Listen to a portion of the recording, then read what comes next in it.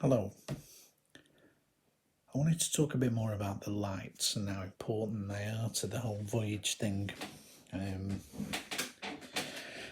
was going into it enough on the last video, and they are just one of the most important bits.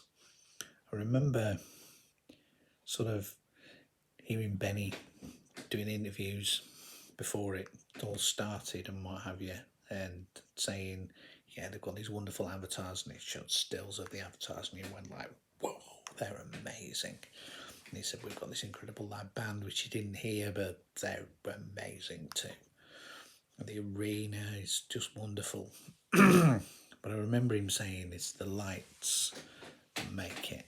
It's the lights that blur the fantasy and the reality.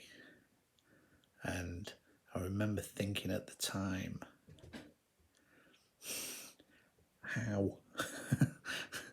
how's that going to work? I've seen some amazing light shows in my time, but I don't quite know how that's going to work. But then when you see it and you really think about it, then you go, oh yeah, that's how it works.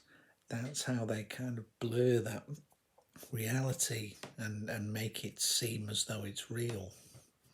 So let's have a look at the trailer, and I'll try and sort of quickly explain as we go through how it works. So anything behind them is on the screen. Anything in front of them is a real light in the arena. So all those lights that are going off all over the place, and they're perfectly synced to the ones that are on the screen behind them. So the depth is just amazing.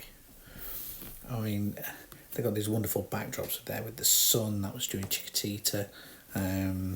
Still Have Faith in You. So those lights that are coming up behind them are not actual lights. They're part of the screen. This is a good bit. Look at those lights sweeping backwards and forwards. They're behind them as well, so they're on the screen, so you get this incredible sense of depth that it goes way back and beyond them. And it's just, that's what makes it mind-blowing. So here's a picture we've got. So the green arrows are the physical lights in the arena, whereas the red arrows are the ones that are part of the screen. So you can just see how far back it goes and how it makes the avatars look as though they're 3D and actually in with you. So I hope that explains it a little bit more. It is, like I said at the start, I didn't quite understand what Benny meant when he was talking about, and they've done this incredible thing with the lights, and that's what makes it. But when you go and see it, you just go, oh yes, that is what makes it. That is incredible.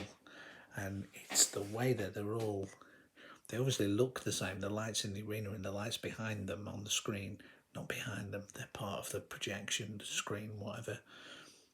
They're perfectly synchronized, so it actually looks as though there is lights behind them, which makes that 3D effect, which makes them look real.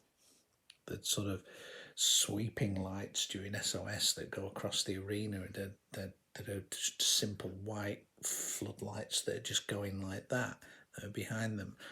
The sort of different coloured ones that come down during Dancing Queen. There's the amazing one during Does Your Mother Know, where sort of Bjorn starts it off but then gives it over to the band. But the lights sort of during the initial doom doom doom doom doom doom doom, that sort of lights perfectly sort of start from the screen and thump down into the arena with almost a force before it kicks in. That was one of my favourite bits. That was the lights on that bit. They were really quite simple but incredibly effective. But yeah, so I hope that explains the lights a little bit more. Maybe you're interested, maybe you're not.